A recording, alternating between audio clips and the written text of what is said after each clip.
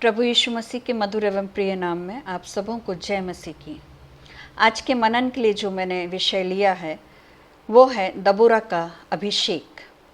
दबोरा का अभिषेक। दबोरा बाइबल की सबसे प्रभावशाली महिलाओं में से एक है।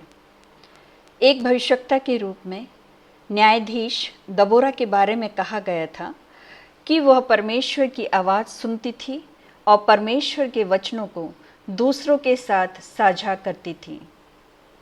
दबोरा एप्रेम के पहाड़ी देश में खजूर के पेड़ के नीचे बैठकर अपने सामने लाए गए विवादों का न्याय करती थी। न्यायों अध्याय 4 और 5 हमें बताता है कि दबोरा ने कैसे इज़राइलियों को उनके शत्रुओं के बंधन से छुड़ाया। दबोरा शब्द का अर्थ होता है मधुमक्खी। जैसे मधुमक्खियाँ अपने नेता के पीछे पीछे चलती हैं, घूमती हैं, वैसे ही दबोरा भी परमेश्वर के पीछे पीछे चलने वाली स्त्री थी। परमेश्वर पर विश्वास रखने वाली स्त्री थी। दबोरा के पति का नाम लपिदोत था। उसका अर्थ होता है मशाल। लपिदोत परमेश्वर का भय मानने वाला व्यक्ति था और परमेश्वर पर विश्वास रखता था। दबोरा को परमेश्वर के कार्य को करने में सहायता करता था। वो मशाल की तरह उसे रोशनी देता था ताकि परमेश्वर के कार्यों को दबोरा अच्छे तरीके से पूरा करने पाए। वो दबोरा की मदद किया करता था और उसे परमेश्वर को कार्यों को करने के लिए कभी नहीं रोकता था। प्रियो, धन्य है हर एक पति, हर एक पुरुष जो परमेश्वर के कार्यों को करने के लिए अपनी पत्नी की मदद करता है, अपनी पत्नी की सहायता करता है और उसे रोकता नहीं। प्रियो, आइए अब हम देखते हैं दबोरा के अभिषेक के विषय में। दबोरा को 3 प्रकार का अभिषेक था। पहला, असामान्य वातावरण में समृद्ध होने का अभिषेक। दूसरा, अव्यवस्थाओं के बीच व्यवस्था स्थापित करने का अभिषेक। और तीसरा, परमेश्वर द्वारा दिए गए कार्यों को पूर्ण करने का मातृत्व अभिषेक। आइए अब हम इन तीनों अभिषेक के विषय में एक एक करके पढ़ते हैं और सीखते हैं। पहला हम देखते हैं असामान्य वातावरण में समृद्ध होने का अभिषेक। दबोरा एक नबिया थी।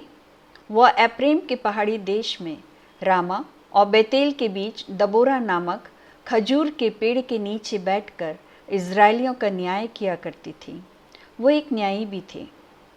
पुरुष प्रधान देश में या समाज में एक स्त्री का न्यायी होना असंभव था, पर दबोरा परमेश्वर का भय मानती थी, इसलिए परमेश्वर ने उसे अभिषिक्त किया कि वह लोगों का न्याय कर सके। दबोरा जीवन के मापदंडों व परंपराओं को तोड़ने की क्षमता रखती थी, इसलिए पुरुष प्रधान समाज में वो परमेश्वर के लिए कार्यों को करने पाई। वो परमेश्वर पर विश्वास रखती थी और परमेश्वर को प्रसन्न करने के योग्य अपने कार्यों को किया करती थी।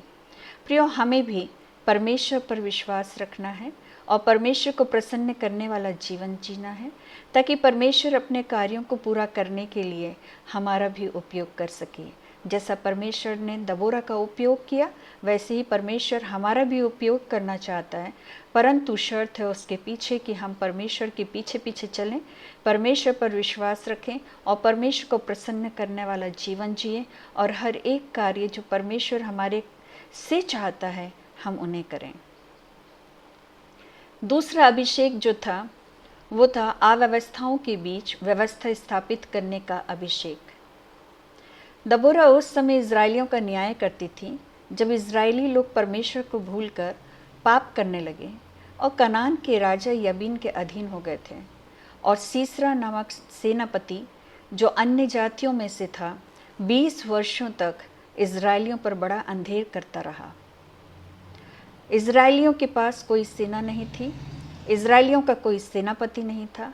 उस समय दबोरा ने बाराक को कादेश नप्ताली से बुलाकर कहा, क्या इज़राइल के परमेश्वर यहोवा ने यह आज्ञा नहीं दी कि तू जाकर ताबोर पहाड़ पर चढ़ और नप्तालियों और जुबलूनियों में से 10,000 पुरुषों को संग ले जा।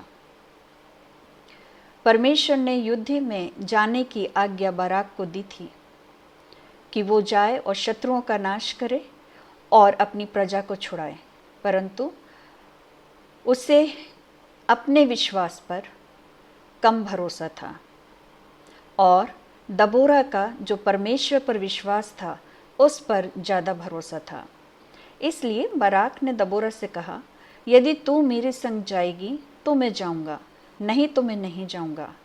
दबोरा ने उससे कहा, निसंदेह मैं तेरे संग चलूंगी।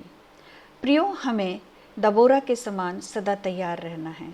हम जहाँ भी हैं वहाँ हम प्रभु का काम तो कर रहे हैं, परंतु प्रभु हमारा उपयोग किसी अन्य स्थान में भी करना चाहता है। उसके लिए हमें सदा तैयार रहना चाहिए।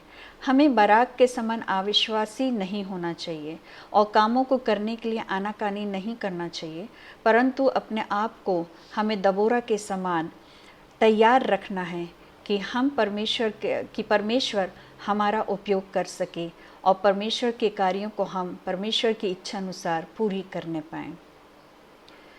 दबोरा एक भविष्यवक्तनी भी थी, उसने वहाँ भविष्यवाणी करी। दबोरा ने बाराक से कहा, तो भी इस यात्रा में तेरी कुछ बड़ाई ना होगी, क्योंकि परमेश्वर सीसरा को एक स्त्री के अधीन कर देगा। दबोरा ने महसूस किया था कि परमेश्वर बाराक के द्वारा बहुत बड़ा काम करवाने जा रहे हैं। खासकर यह वाक्य, क्या परमेश्वर यहोवा ने यह आज्ञा नहीं दी? इससे हमें पता चलता है कि परमेश्वर ने बाराक को पहले से ही युद्ध में जाने की आज्ञा दी थी, परंतु फिर भी बाराक अकेले नहीं जाना चाहता था और काम को करने के लिए आनाकानी कर रहा था। प्रियो, जब परमेश्वर हमसे बातें करता है तो उसकी पुष्टि भी करता है, खासकर तब जब हमारे द्वारा किए गए कार्यों से लोग प्रभावित होने वाले होते हैं। हमें निर्बलता में विश्वास योग्य बने रहना है, ना कि विश्वास में निर्बल। नहीं तो हम किसी भी रीति से कोई भी विजय मुकुट को नहीं प्राप्त करेंगे। प्रियो, हमें दबोरा के समान हमेशा तैयार रहना है।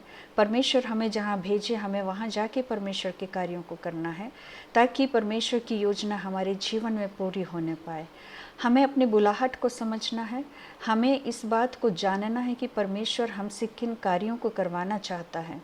इसलिए हमें परमेश्वर की नज़दीकी में बने रहना है, अपने संबंध को परमेश्वर के साथ गहरा करना है, अपने विश्वास में दृढ़ बने रहना है।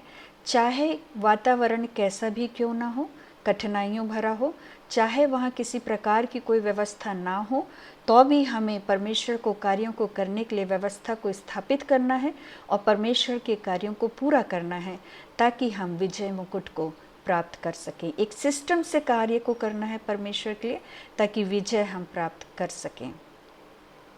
हमें दबोरा के समान तैयार रहना होगा। हर समय जहाँ परमेश्वर हमें ले जाए हम वहाँ जाके परमेश्वर के कार्यों को करें।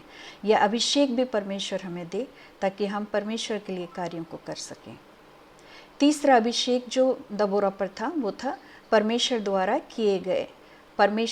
दिए गए कार्यों को पूर्ण करने का मातृत्व अभिषेक। दबोरा में योग्यता थी कि वो सब लोगों को एकजुट में बांधे रखे। वो बाराक के साथ ताबोर पहाड़ पर चढ़ गई और सबको एकजुट में बांधे रखी। उसने बाराक से कहा, उठ, क्योंकि आज वो दिन है जिसमें यहोवा सीसरा को तेरे हाथ कर देगा। क्या यहोवा तेरे आगे नहीं निकला? प्रियो, आज भी परमेश्वर हमारे आगे आगे चलता है, ताकि हमारे शत्रुओं को उल्टे पैर भगाए, और परमेश्वर शत्रुओं को वहाँ ले जाता है जहाँ उनकी मृत्यु निश्चित की जाती है परमेश्वर की ओर से, परंतु हमें बचाए रखता है और हमें विजय बनाता है और हमें विजय देता है। परमेश्वर हमारे आगे आगे सदा चलने वाला हमारा जीवता और सच्चा परमेश्वर है।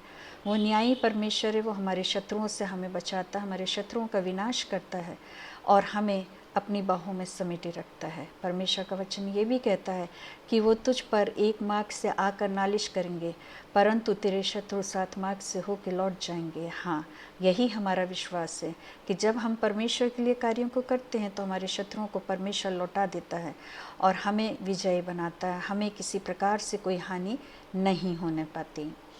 इजरायलियों का शत्रु सीसरा याएल नामक एक स्त्री के घर में जाता है और उसे पूरा विश्वास था कि याएल उसे उसके शत्रुओं से बचा लेगी।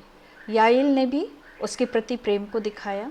जब वो थका मांदा प्यासा घर में आया तो सीसरा ने याएल से पानी के लिए मांग किया और याएल ने उसे पानी के बदले दूध पीने को दिया। और जब सीसरा दूध पीकर गहरी नींद सो गया तब याएल ने एक खूंटी ली और उसे सीसरा की कनपट्टी पर हथौड़े से ऐसा मारी कि वो भूमि में धंस गया और सीसरा मर गया।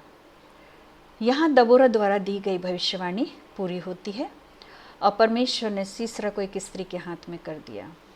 जैसे माता अपने बच्चों की रक्षा करती है, उन्हें उनके शत्रुओं से बचाती है, वैसे ही दबोरा ने माँ के समान इज़राइलियों की रक्षा की और उन्हें उनके शत्रुओं से छुड़ाया।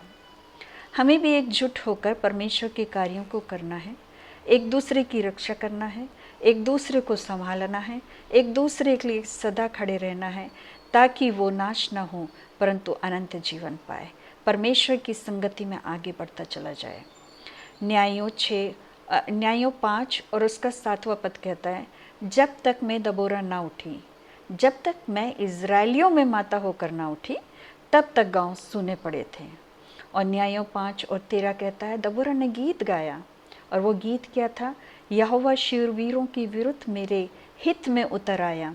दबोरा ने इज़राइली प्रजा को बचा के अपने माँ कहलाने के हक को पूरा किया और लोगों ने उसे अपनी माता के रूप में स्वीकार किया। प्रियो, जब हम प्रभु के लिए कार्यों को करते हैं, अपनी बुलाहट को समझते हैं, तो यहोवा शूरवीरों के विरुद्ध, जो हमारे शत्रु होते हैं, उनके विरुद्ध भी उतर आता है और हमारी सहायता और मदद करता है। जैसे परमेश्वर यहोवा पहले थे, वही परमेश्वर यहोवा आज, कल और युगानियों के एक सा है। इसलिए हमें इस बात को समझना होगा, विश्वास करना होगा कि परमेश्वर की संगति में बने रहने से हमारे शत्रु हम पर कभी विजयी नहीं होंगे, बल्कि स्वयं प्रभु यीशु मसीह परमेश्वर पिता हमारे शत्रुओं के विरुद्ध उतर आते हैं, हमारे लिए खड़े हो जाते हैं, हमारी रक्षा और रखवाली करते हैं। दबोरा ने अपने सभी उत्तरदायित्व को पूरा किया। उसने समाज में अपने स्थान को समझा और अपने बुलाहट को समझी। अपने पत्नी होने का, न्यायी, नबिया, सैनिक और माता होने के सभी कर्तव्यों को उसने अच्छे से निभाई। इसी रीति से हमें भी अपने उत्तरदायित्व को समझना होगा, अपने कार्यों को समझना होगा, स्थान अपना, अपने समाज में अपने स्थान को समझना होगा, अपने बुलाहट को समझना होगा और हमें किन कार्यों को करना है उन्हें भी हमें समझना होगा। हमें अपने कर्तव्यों को समझना होगा कि आखिर परमेश्वर ने हमें क्यों बुलाया है, हमें इस पृथ्वी पे जीवन क्यों दिया है और हमारी बुलाहट क्या है और परमेश्वर क्या चाहता है कि हम उन कार्यों को करें। प्रियो, अंत में मैं यही कहना मांगूंगी कि हमें दबोरा के समान उठ खड़े होना है ताकि परमेश्वर की योजना हमारे जीवन में पूरी होने पाए। हमें लोगों को एकजुट होकर रहना है ताकि हम परमेश्वर के लिए उन कार्यों को कर सकें जो परमेश्वर चाहता है। हमें लोगों को परमेश्वर के कार्यों को करने के लिए प्रेरित करना है। हमें लोगों को उत्साहित करना है कि हम सब मिल के परमेश्वर के द्वारा दिए गए कार्यों को पूरा कर सकें। हमें असामान्य परिस्थितियों में परमेश्वर पर विश्वास रखना है और बिचकना नहीं है और अविश्वासी नहीं होना है, परंतु असामान्य परिस्थितियों में, वातावरण में भी हमें विश्वासी होकर परमेश्वर के कार्यों को करना है। हमें परमेश्वर की सेना में एक सैनिक बनना है ताकि शैतान का सिर कुचल सकें और शैतान और उसकी योजनाओं को हम पराजित कर सकें। हमें परमेश्वर को हर समय धन्यवाद देना है क्योंकि परमेश्वर हमारे साथ सदा रहता है और हमें बचाए रखता है। हमें जवानों को परमेश्वर को कार्यों को करने के लिए उत्साहित करना है, जैसे दबोरा ने करी, बराक को उत्साहित करी और वो युद्ध में गया। दबोरा स्वयं भी गई और वहाँ पर उन्होंने विजय को प्राप्त करी। उसी रीति से हमें अपने साथ अपने जवानों को भी परमेश्वर को कार्यों को करने के लिए उत्साहित करना है, उन्हें अकेला नहीं छोड़ना, पर हमें उनके साथ बने रहना है। हमें परमेश्वर द्वारा दिए गए कार्यों को व्यवस्थित ढंग से पूरा करना है। एक सिस्टम के साथ हमें परमेश्वर द्वारा दिए गए कार्यों को पूरा करना है। ऐसा नहीं कि हमने शुरू करा और ख़त्म नहीं कर पाए, अंत नहीं कर पाए या अंत किया और बीच का कार्य ठीक से नहीं करने पाए, ऐसा नहीं। हमें शुरुआत भी परमेश्वर से करना है और अंत भी परमेश्वर की व्यवस्था के अनुसार करना है। और व्यवस्थित ढंग से हमें करना है। हमें अपने सभी कर्तव्यों को समझने की आवश्यकता है। अपने कर्तव्यों को समझते हुए हमें परमेश्वर की उपस्थिति में कार्यों को करना है। प्रियो, परमेश्वर करे हमारी आँखों को खोले ताकि हम परमेश्वर का दर्शन करने पाए। परमेश्वर हमारे कानों को खोले ताकि हम परमेश्वर की आवाज़ को सुन सकें। परमेश्वर हमें ज्ञान, बुद्धि और समझ से भरे ताकि हम असामान्य वातावरण में भी परमेश्वर के लिए कार्यों को करने पाएँ। अव्यवस्थाओं के बीच भी परमेश्वर के कार्यों को हम करने पाएँ और परमेश्वर द्वारा दिए गए कार्यों को पूरी रीति से, सिस्टम के साथ हम पूरा करने वाले बन सकें। परमेश्वर हम सबों को आशीषित करे। आइए हम प्रार्थना करें। पवित्र पवित्र पवित्र सेनाओं के परमेश्वर यहोवा, सुंदर वचन के लिए आपका हृदय से धन्यवाद देते हैं जो आप हमारी को आत्मिक भोजन के रूप में देते हैं। स्वर्गीय पिता परमेश्वर, हर एक लोगों को ये दबोरा का अभिषेक दीजिएगा ताकि जब हम इस समाज में चलते फिरते हैं, अपने कार्यों को करते हैं पिता परमेश्वर, अन्य जातियों के मध्य में रहते हैं प्रभु जी, तो होने दीजिए कि हमारे कार्यों के द्वारा पिता परमेश्वर तुझे महिमा मिलने पाए। हम सारे असामान्य वातावरण में भी तेरे नाम का सुसमाचार प्रचार करने पाएँ। हम सारी अव्यवस्थाओं के बीच भी विश्वास रख के पूरे कार्यों को करने वाले हो सकें ताकि तुझसे उन आशीषों को पाएँ जो तूने हम सबों के जीवनों के रखी है और विजय को हम प्राप्त करने वाले हो सकें। इस प्रार्थना को हम मांगते हैं हमारे उद्धारकर्ता प्रभु यीशु मसीह के पवित्र और मीठे नाम में। सुनिए और ग्रहण करिएगा। आमीन आमीन। May God bless all of us. परमेश्वर हम सबों को आशीषित करे। Shalom shalom shalom.